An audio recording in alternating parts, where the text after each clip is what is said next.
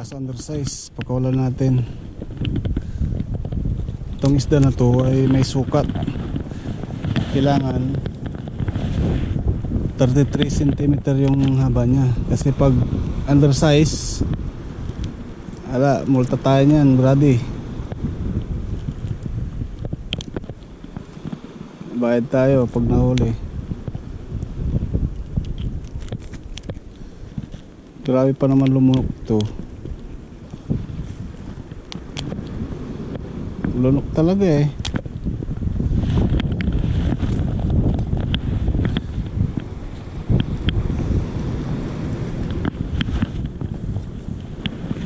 Hindi nakapalag eh.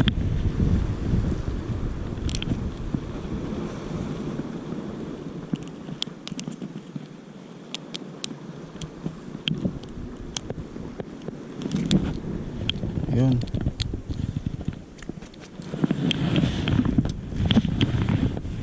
Pakawalan natin to, brady, kasi illegal to pag ganito lang kaliit.